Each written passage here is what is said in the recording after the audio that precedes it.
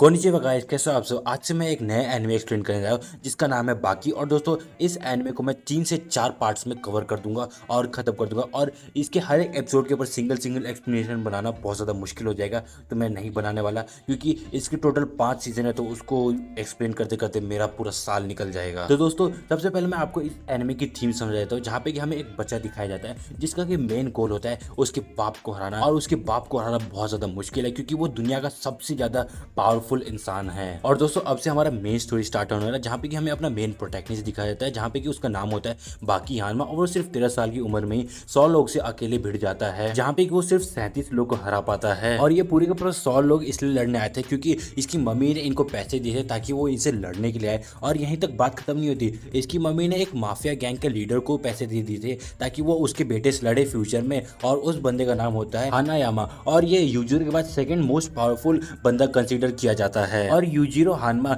बाकी का बाप होता है, और जो हानायामा है वो भी हाँ कर देता है बाकी से फाइट करने के लिए। और वहीं पे हमें अपना बाकी दिखाया था, जहाँ पे कि वो पूरा ट्रेनिंग कर रहा होता है ताकि वो और ज्यादा स्ट्रांग बन सके। और वो इस चीज के बारे में सोच ही रहा होता है पार्क में, तभी वहाँ पे मोहम्मद अली जूनियर आ जाता है, जो कि एक बॉक्सर होता है, और उसको अपना बाकी चैलेंज कर देता है। और वहीं पे जब अपना बाकी उससे लड़ रहा होता है, तभी वो उससे हार जाता है एक ही पंच में, और वो रोते रोते घर जाता है। और वो सोचता है कि मुझे और ज्यादा ट्रेनिंग करनी होगी। और फिर वो पहाड़ों में चला जाता है, जहाँ पे कि उसका दोस्त एंडो रहता है, जहाँ पे कि वो मदद करेगा उसको और ज्यादा स्ट्रांग बनने में। और वो इस माउंटेन पे इसलिए आया ताकि वो याशिजारो नाम के एक डीमन को हरा सके, और एक को तो पहले यूजिरो ने खत्म कर चुका है। और वहीं पे बाकी उस डीमन से लड़ने जाता है, मगर उसकी जान खतरे में होने के कारण जो अपना एंडो वो बीच में आया था, और उसको उससे बहुत ज्यादा सीवियर इंजरीज होती हैं। और फिर बाकी फायर की मदद से उसको वहां से भगा देता है, और एंडो को जल्द से जल्द हॉस्पिटल पहुंचाता है। और उसको लेने के लिए एक हेलीकॉप्टर आता है जो कि उसको आराम से ले जाएगा। और वहीं पे बाकी समझ चुका था उसको अपनी लिमिट्स को पुश करना है, इसलिए वो एक क्लिफ से कूद जाता है। और फिर वो उसको ऐसा लग रहा था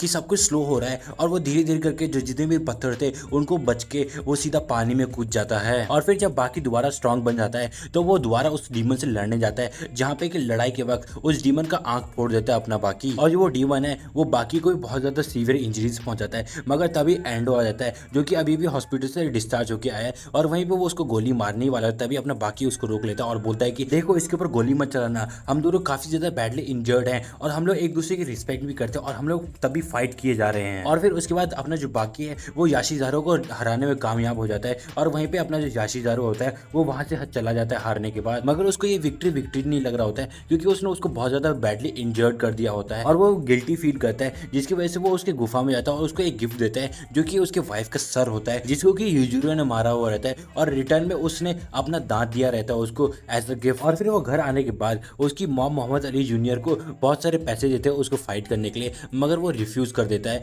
और ये सुन के अपना बाकी उसके जिम चला जाता है, जहाँ पे कि वो उसको बोलता है कि मैं बॉक्सिंग को बहुत ज़्यादा रिस्पेक्ट करता हूँ, मगर अफसोस वो भी बॉक्सिंग को as a martial art consider नहीं करता। और इन बातों का मोहम्मद अली के ऊपर बहुत ज़्यादा असर होता है। और वहीं पे एक दूसरा बंदा होता है जो कि दिखाता है कि कैसे बॉक्सर्स इतनी जोर से पंच मारते हैं, तुम सह नहीं पाओगे। और वहीं पे अपना बाकी ठहरा, और वो भी जाता है और बताता है कि मैं 13 साल को, और इस रूम में मेरे से ज्यादा कोई भी पावरफुल नहीं है। और फिर हमें वो दिन दिखाया था जहाँ पे मोहम्मद अली उससे फाइट करने वाला होता है, और वो जब रिंग की तरफ जा रहे होते हैं, तभी रास्ते में हानायामा उनके ऊपर अटैक कर देता है। और वहीं पे फाइट के दौरान ही हानायामा मोहम्मद अली जूनियर का जो हाथ का टिश्यूज होता है उसको बर्स्ट कर देते हैं दोनों तरफ से दबा के। मगर फिर भी अपना मोहम्मद अली जूनियर खड़ा होता है उसे फाइट करने के लिए, मगर अपना हानायामा दोबारा उसको डिफीट कर देता है। और फिर इमीडिएटली उसको हॉस्पिटल ले जाया जाता है। और जैसे ही बाकी को ये खबर पता चलता है, वो हानायामा के ऑफिस चला जाता है, जहाँ पे कि वो हानायामा को चैलेंज करता है, और उसको एक ही लात में हानायामा को घुटनों पे ले आता है। बट उनके फाइट में पुलिस वाले आते हैं, और फिर इससे बहुत ज्यादा गुस्सा आता है हानायामा को। और वो जब वो बाहर आता है,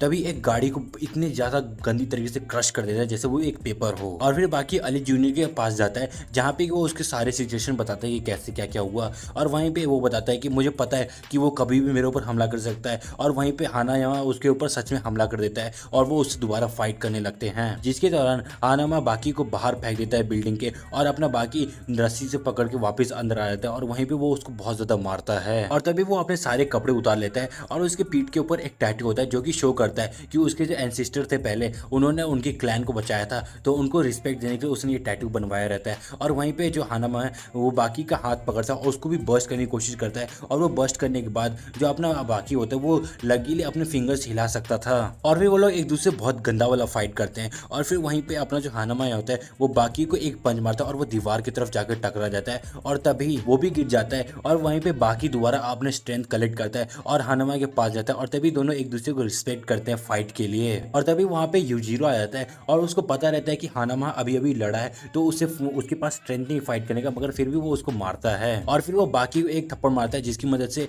वो सो जाता है। और फिर वो अपनी वाइफ के पास जाता है जहाँ पे कि वो अपनी वाइफ को धक्का मार के बोलता है कि मैंने बोला था बाकी को तुम मुझसे भी ज्यादा स्ट्रांग बना, मगर वो तो कमजोर निकला। और फिर बाकी को और ज्यादा मोटिवेट करने के लिए यूजीरो जो होता है वो उस डीमन को भी मार देता है ताकि वो और ज्यादा मेहनत करे। और फिर वो याशिजारो का जो मुंडी होता है वो उस बाकी को गिफ्ट कर देता है और बोलता है कि मैं तुमसे फिर से लड़ने आऊंगा, तब तक के लिए तुम अपने आप को अच्छे से ट्रेन करना। और फिर कुछ समय बाद स्टेडियम करके एक बंदा आता है जो कि यूजीरो का फ्रेंड होता है और वो उसको बोलता है अगर तुम्हें अपने बाप से जीतना है तो तुम्हें और ज्यादा ट्रेनिंग करनी पड़ेगी। और फिर वो उसको एक ग्रुप के बारे में बताता है मर्सनरीज जो कि होकाइडो में, और वो उसको बोलता है तुम्हें उनको हराना पड़ेगा। और फिर वो अकेले बाकी को मिशन के ऊपर भेज देता है जहाँ पे वो मर्सनरीज के द्वारा पकड़ा जाता है। और फिर बाकी दोबारा सबसे लड़ता है एक एक करके और उससे कुछ कुछ नया सीखता है और सबको जमीन में गाड़ देता है जहाँ पे कि एक गाय नाम का बंदा होता है जिसके अंदर 2 पर्सन होते हैं, मतलब उसको मल्टीपल पर्सन डिसऑर्डर होता है जिसमें उसका जो सेकंड पर्सन होता है वो आ रहा होता है बाहर। और फिर हमें बताया कैसे करके उसको मल्टीपल पर्सन डिसऑर्डर हुआ। एक बार वो मिशन पे गया था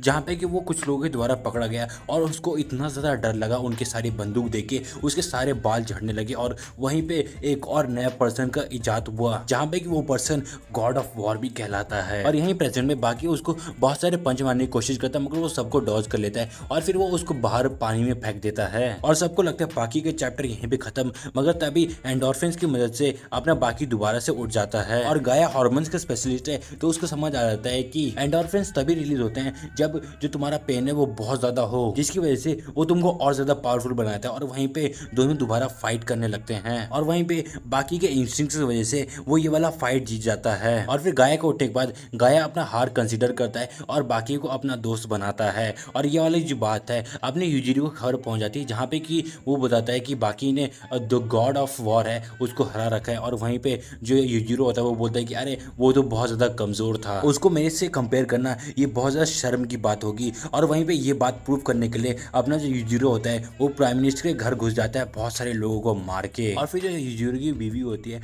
वो उसको दोबारा अप्रोच करती है मगर अपना यूजीरो उसको दोबारा हटा देता है और बोलता है कि तुम जो बाकी उसने मुझे बहुत ज़्यादा डिसअपॉइंट किया। और इसी के गुस्से के चक्कर में अपनी जो उसकी मदर होती है वो उसको बहुत ज़्यादा पंच मारती है और बोलती है क्यों तुम 13 साल की उम्र में अपने बाप जितने स्ट्रांग नहीं बन पाए। और फिर उसके बाद अपने बाप से लड़ने से 12 घंटे पहले उसने मोहम्मद अली जूनियर और हाना यामा के साथ ट्रेनिंग किया और मर्सनरीज भी आए रहते हैं उनको सपोर्ट करने के लिए, मगर जो अपना गाय वाला बंदा होता है वो नहीं आया था क्योंकि उसको सबक सिखाना होता है यूजीरो को, जो भी उसने प्राइम मिनिस्टर के साथ किया। मगर यूजीरो दोबारा उसको मारता है बहुत ज़्यादा। और फिर बाकी और यूजीरो का फाइट का टाइम आ चुका होता है जहाँ पे कि जो बाकी होता है अपने बाप को बहुत ज़्यादा मार रहा होता है मगर उसका बाप कुछ भी नहीं कर रहा होता, खड़े होकर देख रहा होता है और वो बहुत ज़्यादा ट्राई करता है। मगर उसके बाद जब अपना यूजीरो लड़ता है तो उसके 2 ब्लो में ही अपना बाकी पास आउट हो जाता है और फिर यूजीरो उसको हमेशा के लिए ख़त्म करने का सोचता है और वहीं पर तभी उसकी मॉम आ जाती है और उसको बचाने लगती है और उसको अपने दांत से काटती है। मगर अपना जो यूजीरो होता है वो उसको इतनी टाइट तरीके से हग करता है कि उसकी मदर भी वहीं पर मर जाती है। और फिर उसके बाद वहाँ पर यूजीरो सबको बहुत गंदी तरीके से पीटता है बेवजह और वहीं पे अपना बाकी जब दोबारा उठ जाता है तो उसको पता चलता है उसकी मदर यहाँ दुनिया में नहीं रही और तभी वो जापान छोड़ के चला जाता है ताकि वो 2 साल तक अपनी ट्रेनिंग कर सके। और फिर वो ब्राज़ील चला जाता है जहाँ पे कि वो धीरे धीरे करके बहुत लोगों से फाइट करता है और फिर उसको एक अंडरग्राउंड फाइट के बारे में पता चलता है जहाँ पे कि उसको जाना होता है और उसके लिए उसको टोकुगावा से बात करना होगा। वहीं पे जो टोकुगावा होता है उसको पता रहता है कि बाकी कौन है और उसका बाप कौन है। और फिर बाकी एक रूम रेंट पे लेता है जहाँ पे उसकी जो मकान मालकिन होती है उसका जो हस्बैंड होता है वो भी एक अंडरग्राउंड फाइट में इन्वॉल्व होता है और वहीं पे उस मकान मालकिन की जो बेटी होती है उसके साथ अपना बाकी डेली स्कूल जाता है और बाकी उससे अपनी सारी बातें प्राइवेट करके रखता है और उसको कुछ भी नहीं बताता। और फिर टोकुगावा एक डोपा नाम के आदमी से मिलता है जो कि कराटे स्कूल का मास्टर होता है जहाँ पे कि वो अपने एक बेस्ट स्टूडेंट को भेजने के लिए बोलता है और वहीं पे वो अपने एक बेस्ट स्टूडेंट को भेजता है जिसका नाम होता है कैटो और वो भी एक्साइटेड होता है बाकी से फाइट करने के लिए। और वहीं पे हमें बाकी का पहला फाइट दिखाया जाता है जहाँ पे कि उसका पाला निकालना पड़ता है कोशो नाम के बंदे से, जिसके जो बॉडी पार्ट्स होते हैं वो काफी ज्यादा शार्प होते हैं और वो जहाँ पे भी उंगली मारता है वहाँ का नर्व निकाल लेता है और उसको तोड़ देता है। और बाकी के साथ भी यही होता है, सबसे पहले वो राइट आर्म डिसेबल करता है और फिर उसका विजन डिसेबल कर देता है, जिसकी वजह से अपना बाकी अंधाधुंध पंचेस मार रहा होता है और फिर वो उसको डिफीट करने का सोचता है और तभी अपना जो बाकी होता है उसके ऊपर भारी पड़ जाता है और उसका लेफ्ट आर्म तोड़ने की कोशिश करता है। और वहीं पे वो बोलता है कि अगर तुम हार नहीं माने मैं तुम्हारा लेफ्ट आर्म तोड़ दूंगा। और वहीं पे वो सोचता है कि ऐसे हारने से तो अच्छा है कि मेरा लेफ्ट आर्म टूट जाए। और वहीं पे वो उसको बोलता है तुम तोड़ दो, मगर वो उसको तोड़ता नहीं, उसको बेड पे वो लेटा देता है ताकि उसका फ्यूचर खराब ना हो जाए। और फिर स्कूल में कुछ बुलीज उससे पैसे निकलवा रहे होते हैं, मगर तभी वहाँ पे खुशबू आ जाती है और अपना जो बाकी होता है उसको लेके वहाँ से भाग जाता है। और तभी शाम में जो वो बुलीज होते हैं वो दोबारा खुशबू के पास आते हैं और उससे पैसे निकलवा रहे होते हैं और वहीं पे अपना बाकी आता है और उनको डैमेज देके बचा लेता है। और वहीं पे अब बाकी अपना चैंपियन बन चुका है, तो उसे लड़ने के लिए बहुत सारे लोग होते हैं और वो लोग आपस में फाइट करने लगते हैं ताकि वो उससे बाकी लड़ सके। मगर तभी वहाँ पे टोबा आ जाता है जो कि सबको एक बार में हटा देता है, जो कि उनके सामने बच्चे लग रहे होते हैं। और ये बाकी का नेक्स्ट अपोनेंट होता है, जहाँ पे कि हमें दिखाए थे बाकी और ये दोनों रिंग में होते हैं, जहाँ पे कि टोबा का ये आखिरी फाइट होता है क्योंकि इसके बाद वो रिटायर होने वाला होता है। तभी जो टोबा होता है वो बाकी को इधर उधर बच्चों की तरफ फेंक रहा होता है और तभी अपना जो बाकी होता है उनके ऊपर पंचेस लगाता है। वहीं पे जो अपना टोबा होता है वो अपने रेसलिंग टेक्निक्स लगाता है, जहाँ पे वो उसको उठा के पीछे पटकने वाला होता है, मगर तभी हवा में अपना जो बाकी होता है वो अपने आप को फ्री कर लेता है। और वहीं पे जो टोबा होता है वो अपने पैरों पे खड़ा होता है। जैसे ही वो खड़ा होता है उसकी जो नीज होती है उनको डैमेज पहुंचता है बहुत ज्यादा, जिसकी वजह से उसका पैर बहुत ज्यादा दर्द कर होता है और उसी का फायदा उठा के अपना बाकी उसको हरा देता है। मगर तभी वहाँ पे अपना जो बाकी होता है उसके सामने यूजियो आ जाता है, जो कि उसको एक ही टच में उसको बेहोश कर देता है। और वहीं पे जो डापो होता है वो उसको चैलेंज करता है फाइट करने के लिए, और जो उसके चेहरे पे स्कार होता है वो भी यूजियो ने दिया होता है। और फिर हमें उनका मैच दिखाता है जहाँ पे कि जो डापो होता है वो यूजियो के मुंह पे एक पंच मारता है और बाकी को बहुत ज्यादा घबराहट हो रही होती है क्योंकि डापो जो होता है वो एक अच्छा स्ट्रॉन्ग प्लेयर है, मगर जो यूजिरो होता है उसने ये टाइटल ओन कर रखा होता है कि वो दुनिया का सबसे ज्यादा पावरफुल इंसान है, वो भी कोई रीजन की वजह से। और वहीं पे जो यूजिरो होता है वो 12-25 खा रहा होता है और फिर जब वो फाइट करना स्टार्ट करता है तब वो बड़ी जल्दी ही डापो के लिए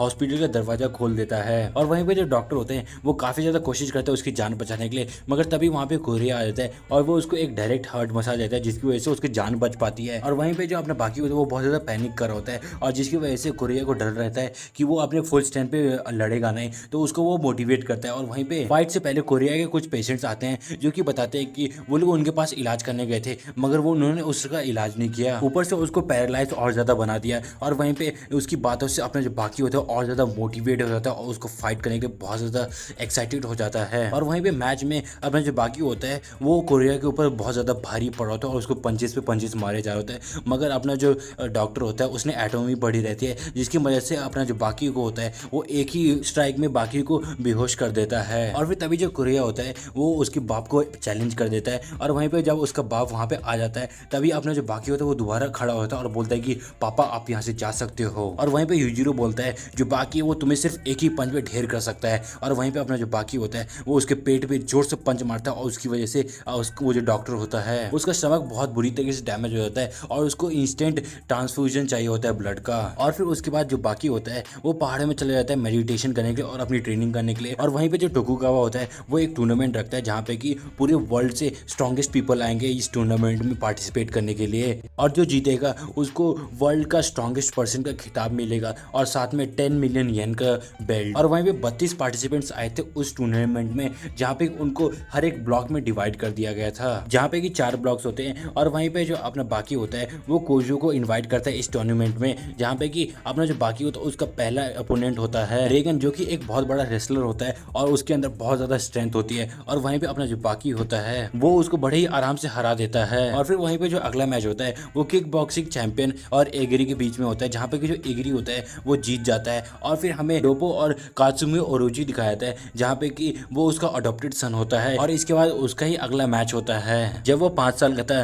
तब डोपो उससे मिला था जहाँ पे वो सर्कस कर रहा था। और तभी सर्कस के बाद ही एक जो शेर होता है वो छूट जाता है और अपना जो ओरोची होता है वो उसको बड़ी ही आराम से कंट्रोल कर लेता है, जिसको देख के अपना डोपो उसको अडॉप्ट करने का सोचता है। तभी वहाँ पे कात्सुमी का मैच होता है और उसका जो अपोनेंट होता है वो आता ही नहीं, और उसके बदले में एक प्लेयर आता है जो कि याशिजेरो का बेटा होता है और वो एक मॉन्स्टर होता है और दोनों में काफी ज्यादा पावर होता है, तो दोनों एक दूसरे को काफी अच्छा टक्कर देते हैं। और वहीं पे जो कात्सुमी होता है वो उस मॉन्स्टर को डिफीट करता है, मगर उसके बाद भी वो उसको मारे जा रहा होता है, तो बाकी उसको आगे बचा लेता है और वो डीमन रोलन इधर इसलिए आता है ताकि वो अपने बाप का बदला ले सके यूजिरो से। और फिर उसके बाद हानायामा का मैच होता है और वहीं पे जो बाकी होता है वो उसको सपोर्ट करने जाता है और उसको बताता है अच्छे से लड़ना, मगर वहीं पे अपना जो हानायामा होता है वो बोलता है कि हम लोग दोस्त नहीं है, हम लोग अभी वॉर में हैं, तो मुझसे दूर रहो। और फिर हमें हानायामा और इनेजी के बीच में मैच दिखाता है जहाँ पे कि अपना जो हानायामा होता है वो उसको बहुत मारता है, मगर वहीं पे जो इनेजी होता है वो अपने आप को प्रोटेक्ट कर रहा होता है अपने लेग से। वहीं पे उसका जो लेग होता है प्रोटेक्शन में ही टूट जाता है और तभी वो हानायामा का हाथ तोड़ने की कोशिश करता है, मगर गलती से उसका ही जो स्पाइन होता है वो टूट जाता है। और फिर इनेजी का जो ट्रेनर होता है वो अपना आर्ट स्टाइल का रिस्पेक्ट बचाने के लिए उसको चैलेंज करता है, मगर हानायामा रिफ्यूज कर देता है और उसका जो दोस्त होता है उसको जगाने की कोशिश करता है। और वहीं पे अगला जो मैच होता है वो रोलन और कात्सुमिची के बीच में होता है, जहाँ पे कि रोलन अपने अपोनेंट के जो हड्डी होते हैं उनको बड़ी आराम से देख सकता है और उनके जॉइंट्स को बड़ी आराम से तोड़ सकता है और वो ऐसा करता भी है। मगर जो कात्सुमिची है उसके सामने ये काम नहीं करता क्योंकि वो अपने हड्डियों को दोबारा जोड़ लेता है। और फिर रोलन दोबारा वही सेम टेक्निक इस्तेमाल करता है जो कि बाकी ने पहले यूज कर चुका होता है, मगर अपना जो कात्सुमिची होता है उसके पास इतना ज्यादा स्ट्रेंथ होता है कि वो उससे बच के निकल जाता है और वहीं पे वो उसको बहुत ज्यादा मारता है। और ऐसे मैच के दौरान यूजिरो ना आए ऐसा हो नहीं सकता है। और वहीं पे जो टोकुगावा होता है वो उसको रिक्वेस्ट करता है कि तुम प्लीज फाइट में एंटर मत करना, और वो बोलता है अच्छा ठीक है कोई बात नहीं, मैं फाइट में एंटर नहीं करूँगा, मैं यहाँ खाली मैच देखने आया हूँ। और वहीं पे सिल्वा और जैक के बीच में फाइट स्टार्ट होने वाला है,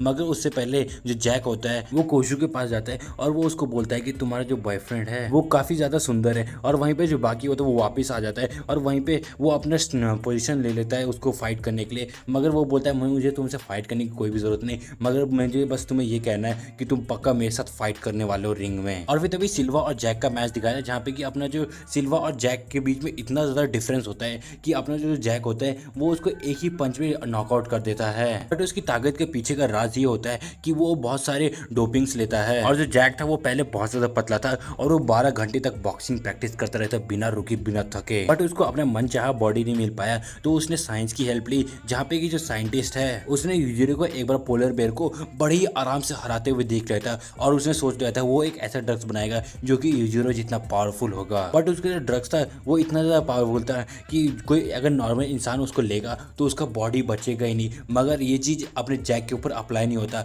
और अपना जो जैक होता है वो उसे 10 टाइम्स ज्यादा वो ड्रग्स लेता था और उसने काफी सारे रिकॉर्ड्स भी तोड़े, मगर ये उसके लिए काफी नहीं था। उसने साइंटिस्ट से अनडाइल्यूटेड ड्रग्स मांगे और वहीं पे वो जो साइंटिस्ट था वो अपने आप को गोली मार लेता है क्योंकि उसने इस मॉन्स्टर को पैदा किया है, उसने इस मॉन्स्टर को इजाद किया है। और जो जैक था तब भी नहीं रुका, उसने और भी ज्यादा ड्रग्स लेना स्टार्ट किया और वहीं पे ड्रग्स लेने के कारण उसका 1 साल हमेशा कम हो जाता था। और फिर हमें प्रेजेंट का सीन दिखाया था जहाँ पे कि जो यूजिरो आ जाता है वो जैक से फाइट करने के लिए बोलता है, मगर वहीं पे तभी बाकी आया था और वो उसको फाइट करता है और बोलता है कि मैं इससे फाइट करूंगा। और वहीं पे जो उसका डैड होता है वो बाकी को एक थप्पड़ मार के वहां से हटा देता है, मगर तभी जो जैक होता है वो यूजिरो के कान में आके कुछ तो बोलता है जिससे अपना जो यूजिरो होता है वो काफी ज्यादा एक्साइटेड हो जाता है और एक इविल स्माइल देता है। और तभी जो आगे मैच होता है वो कंटिन्यू होता है जहाँ पे ये एमएनआई जो कि यूजिरो के द्वारा रेकमेंड किया गया है और मियामोटो के बीच में फाइट होने वाला है जहाँ पे जो अपना एमएनआई होता है वो जीत जाता है। और फिर तभी डापो और रिचर्ड फील्ड के बीच में मैच होता है जहाँ पे कि दोनों सूट में होते हैं और अपना जो रिचर्ड होता है वो उसके ऊपर अटैक करता है, मगर तभी अपना जो डापो होता है वो मार्शल आर्ट टेक्निक जानता है और वो उसको बेहोश कर देता है और फिर वो वहाँ पे मैच जीतता है, मगर उसके बाद वो उसकी मदद भी करता है उसको जगाने में। और फिर तभी उसके बाद एक ओल्ड मैन का मैच होता है एक बड़े ही इंसान के साथ और सब लोग उसको बच्चा समझ रहे होते हैं और सोच रहे थे ये इधर है भी क्यों। और फिर तभी फाइट होने के बाद जो वो ओल्ड मैन होता है वो उस बड़े से इंसान को हरा देता है बड़े ही आराम से। और फिर उसके बाद कात्सुमी और हानायामा के बीच में मैच होता है जहाँ पे कि अपना हानायामा उसको हरा देता है, मगर फिर से वो उठ जाता है और वहीं पे वो उठ के उसको बार बार लात मार रहा होता है और तभी अपना जो हानायामा होता है वो उसका लात पकड़ लेता है और उसको डैमेज कर देता है, मतलब उसका जो लात होता है उसको बर्स्ट कर देता है। मगर फिर भी अपना जो कात्सुमी होता है वो अपना लाइटनिंग पंच इस्तेमाल करता है जहाँ पे वो उसको बार बार लगातार बहुत जोर जोर से मुक्का मार रहा होता है और फिर जो लास्ट वाला पंच होता है वो अपना हानायामा उल्टा होके ले लेता है और यहीं पे जो कात्सुमी होता है ये वाला मैच जीत चुका होता है। और जो अगला मैच होता है मिसाकी और जैक के बीच में मैच होता है जहाँ पे कि मिसाकी अपने मार्शल टेक्निक से उसको बार बार पंचेस मार रहा होता है और वहीं पे जब भी वो पंच मार के खत्म करता है तो वो देखते हैं कि उसके हाथ पे एक घाव होता है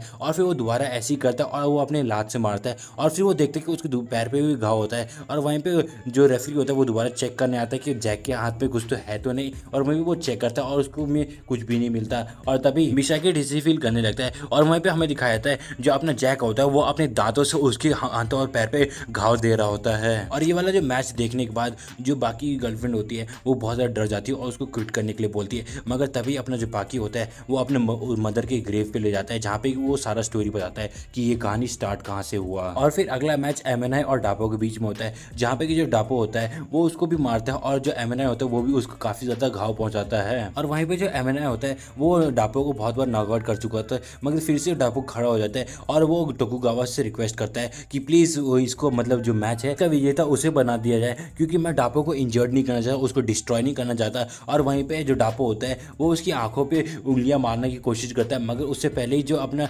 यूजिरो होता है वो आ जाता है और उसको वहां से मार के भगा देता है और बोलता है कि जो आदमी किसी को डिस्ट्रॉय नहीं कर सकता वो इस मैच के लायक ही नहीं है। और वहीं पे यूजिरो होता है वो बोलता है इस शो के अंदर मैं एक और छोटा शो लाना चाहता हूँ, जहाँ पे कि जितने भी लोग क्वालिफाइड कर गए हैं उनके साथ मेरा मैच कराओ। और वहीं पे जो अपना यूजिरो होता है वो उनके ही आर्ट स्टाइल में उनको हरा रहा होता है, जैसे बॉक्सिंग होता है तो उसको बॉक्सिंग स्टाइल में हरा रहा होता है, और जो सुमो होता है सुमो स्टाइल में उसको हरा रहा होता है। और फिर उसके बाद डॉक्टर उससे लड़ने आता है, जहाँ पे कि उससे पहले ही सब लोग उसके सपोर्ट करने लगते हैं। और तभी जो वहाँ पे नेट आ जाता है जो कि उसको बेहोश करने के लिए होता है, क्योंकि ऐसे तो वो शांत नहीं होने वाला है। और वहीं पे जो डापो और एमएनआई का मैच होता है उसका विजेता डापो को बना दिया जाता है, क्योंकि लास्ट स्ट्राइक अपना डापो करने वाला होता है और वो करते ही वो जीत जाता है। और फिर जो अगला मैच होता है वो कोशो और गोकी के बीच में होता है। और वहीं पे जो फाइट के दौरान में जो कोशो होता है वो उस बूढ़े के आंख को फोड़ देता है अपनी उंगलियों पे मार के, और वो बूढ़े का आंखों के पीछे जो थिन लेयर का बोन होता है वो टूट जाता है। मगर फिर भी जो गोकी होता है वो उसको डिफीट करने में कामयाब हो जाता है अपनी एक आंख से भी। और तभी जो अगला मैच होता है वो एग्री और बाकी के बीच में होता है, मगर उससे पहले जो एग्री होता है वो बाकी के पास आता है और बोलता है कि प्लीज़ इस बार तुम अपना जो डिफीट है वो मान लेना, क्योंकि मेरे लिए ये जो मैच है वो बहुत ज़्यादा मैटर करता है। और वहीं पे जो बाकी होता है वो भी बताता है हाँ ये भी मेरे लिए बहुत ज़्यादा मैटर करता है, ये भी मेरा ड्रीम है, मेरे को इसको अचीव करना ही पड़ेगा और मैं तुमसे मतलब 1-on-1 फाइट करूंगा, मगर एकदम फुल स्ट्रेंथ के साथ। और वहीं पे मैच के टाइम में जो अपना बाकी होता है वो उसको डिफीट कर देता है, और अपना जो एग्री होता है वो एक छोटा सा ब्लफ करता है और वहीं पे वो तुरंत बाकी के बीच में मार देता है। और वहीं पे जो एग्री होता है वो सेम टीटो बाकी के बॉम्ब जैसे एक औरत को बुलाता है, ताकि जो बाकी है उसका अपना जो कॉन्सेंट्रेशन है वो टूट जाए, और वहीं पे उसका फायदा उठा के अपना जो एग्री होता है वो उसके सर पे पैर मार देता है। और वहीं पे वो अपना सिग्नेचर मूव करने ही वाला होता है, तभी वो अपने आप को छुड़ा देता है और फिर वो रेसलिंग स्टाइल में उस इगरी को हरा देता है। और फिर उसके बाद जो इगरी होता है वो बाकी के पास आता है और उसको थैंक्स बोलता है, क्योंकि उसने अपने पूरे लाइफ टाइम के करियर में ऐसा फाइट कभी भी नहीं किया था। और फिर जो नेक्स्ट मैच था वो कात्सुमी और कायोरेत्सु के बीच में होता है, जहाँ पे कि जो कायोरेत्सु होता है वो एक मास्टर होता है कम्फू का, और वहीं पे जो रेत्सु होता है उसने एक बार अपने अपोनेंट्स को भी डिस्ट्रॉय कर दिया था और उसको कोई भी गिल्ट नहीं था, और इसीलिए वो एक बेस्ट स्टूडेंट कहलाता था। और वहीं पे तभी जो रेत्सु होता है वो उससे फाइट करता है, और वहीं पे जो रेत्सु होता है वो इतना ज़्यादा पावरफुल होता है कि वो एक ही पंच में उसको ढेर कर देता है और वहीं पे वो जीत जाता है। और फिर उसके बाद गुकी और डापो के बीच में मैच होता है, जहाँ पे कि गुकी होता है वो उसको डर रहता है कि जो डापो है वो उसको हरा देगा, मगर वहीं पे जो गुकी होता है वो उसको हरा देता है। मगर उसके बाद जो गुकी होता है वो अपना रिस्पेक्ट दिखाता है उसके प्रति, और वहीं पे डापो और उसका सन जो हार जाता है, इसलिए वो डिसाइड करता है कि वो अपना जो कराटे स्कूल है वो बंद कर देगा। और वहीं पे जो यूजिरो होता है वो भी अपने होश में आ जाता है। और वहीं पे अगला जो मैच होता है वो रेत्सु और बाकी हानमा के बीच में होता है। और वहीं पे जब रेत्सु और बाकी मैच में आते हैं, जहाँ पे कि बाकी वो उसको पहले से बहुत सारे चोट लगे हुए रहते हैं, और वो जो रेत्सु होता है वो सोच रहा था इसको इतने सारे चोट कहाँ से लगे हैं। और दोस्तों इसी इंटेंस भरे मोमेंट के साथ ये वाला जो पार्ट है यहीं पे खत्म होता है, और इसका नेक्स्ट पार्ट मैं जल्दी लाऊंगा। तो दोस्तों ये वाला सीरीज आपको कैसा लगा प्लीज़ कमेंट सेक्शन में ज़रूर बताना, और लाइक कर देना, वीडियो सब्सक्राइब कर देना। और दोस्तों मैं मिलूंगा आपको नेक्स्ट वीडियो में, तब तक के लिए सायोनारा।